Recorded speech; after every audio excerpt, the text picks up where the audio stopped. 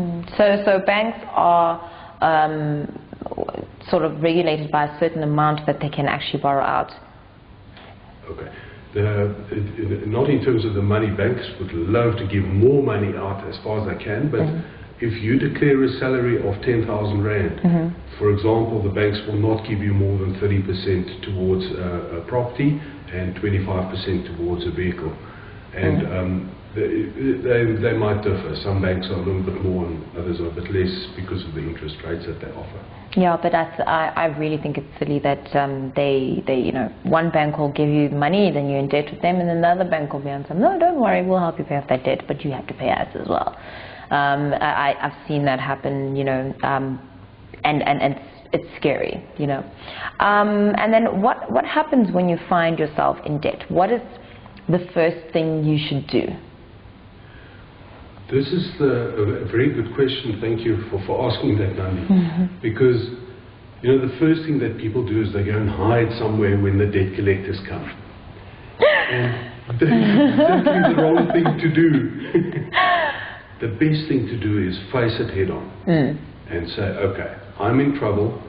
Let's remedy the situation. And believe it or not, there are many ways of actually getting out of that situation. And the first one is talk to your debt collector. If a debt collector phones you and he says, Nandi, you owe us 1,000 Rand, and you cannot afford it, you know that you overextended, you can certainly make a payment arrangement. We will never go legal on any person that makes a payment arrangement with us, providing it's a reasonable payment arrangement. If you say to me, it's 1 Rand a month, we're not going to talk. But certainly going further than that, there are many remedies also through the National Credit Act, and the main one is in fact debt counselling. Now, debt counselling offers you the opportunity where a debt counsellor, a registered debt counsellor, takes over all your debt. They take all your income, they pay all the creditors a certain agreed amount per month, and you still have a surplus that you can live on. Thereby extending the time for you to repay whatever debt it is that you incurred in the first place. Now, when you go to a debt counsellor, do you not have to also then pay the debt counsellor as well? Absolutely. Okay. If you have the ability to manage your own finances, you probably wouldn't have been in the trouble that you in the first place.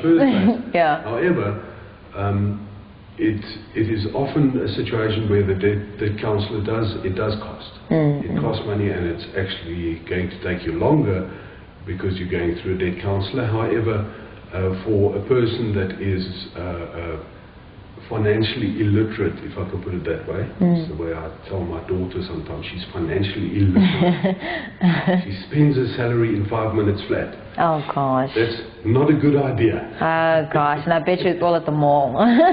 Exactly. So, if you are not able to work out your own finances and you can't see the wood for the trees, the debt counsellor has powers for extending your credit, and those powers cannot be refused. Even someone that is financially illiterate sometimes will have to turn to a debt counsellor because they will not be able to stop the sheriff from coming, the wolves from the door, etc. Oh, I hate them. I hate them, hate them, hate them. Now, in terms of the whole debt process and, you know, how does it work? So you skip a payment, and then what does the bank do? They obviously notify you, and then they tell you, you know, so-and-so, you need to pay X amount, otherwise we're going to register you on the credit bureau. And then from there, what's the process on their side? Okay. Before it becomes legal? All right. The banks generally do a certain amount of the collection procedure themselves, and then they would hand it over to a debt collector like ourselves to continue on the process further.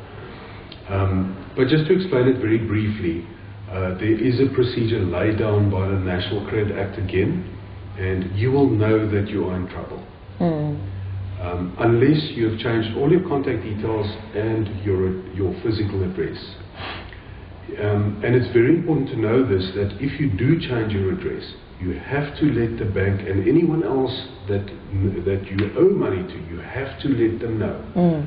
It's extremely important because if you don't do that, they could take judgment against you later without you knowing it. Oh my goodness. Okay.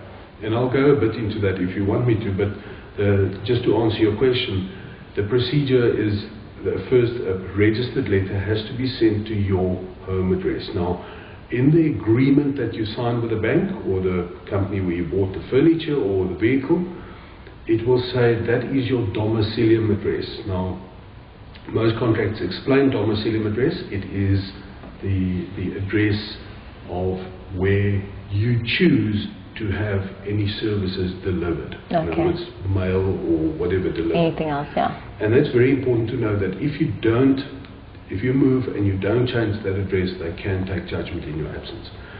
But it will start off by them sending that registered letter. It's called a Section 129 and 130, which is Section 129 and 130 of the National Credit Act. And it explains to you in very nice terms. It doesn't tell you if you don't pay, we're going to come and string you up. It tells you very nicely you have the following options. The very first one is that you can go to a debt counsellor. The second one is you can come to the bank itself, make an arrangement that is mutually acceptable. The third one is you can approach a consumer court if you're unhappy about this, etc. So they give you a few options. Read that letter, make sure that those options, in fact, that you follow up at least one of them.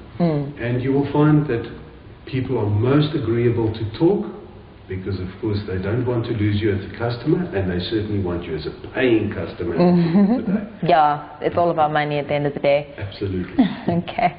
And then in terms of, what is the first thing I should do if I am in debt and the creditors are threatening to take my property away?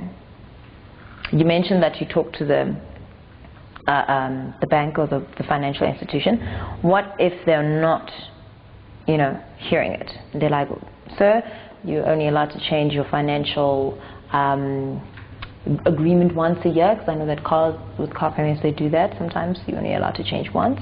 And in that kind of sticky situation, what then could you do? Okay. If the bank is actually foreclosing on you, we don't like to use the word threaten as debt collectors, and we certainly don't. And I'll tell you why.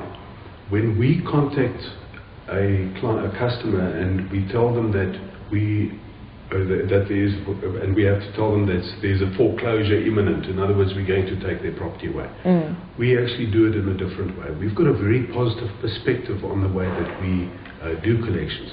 We tell them that if you make an arrangement with us now, then you're going to have the benefit of not having your property taken away, if it's possible. So that's the positive way that we do it. So we never threaten.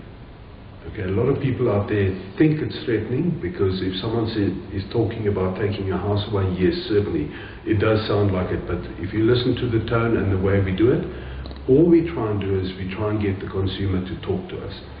Now, if you're in trouble with you haven't paid and you cannot afford to live in the house, it's simple. Talk to the bank, but move out. Go and live with your family. Or get a smaller place. Go and get a smaller place. Move in with your boyfriend.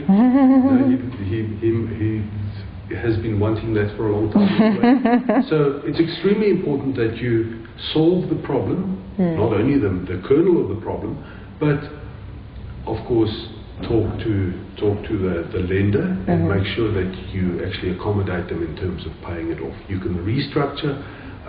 The banks, if it comes to properties, the banks have been very, very good in the late years now, especially since 2007, 2008, when we had property falling and a lot of people couldn't afford to stay in their properties any longer. And these banks, what they've done is they've actually set up special departments inside where they say, we'll help you sell the house. They give it to a panel of agents to try and sell the house. Nice. And In the meantime, you know, our common law says that we as family have to look after each other, so your next in kin or your mother or your father have to take you in if you're homeless.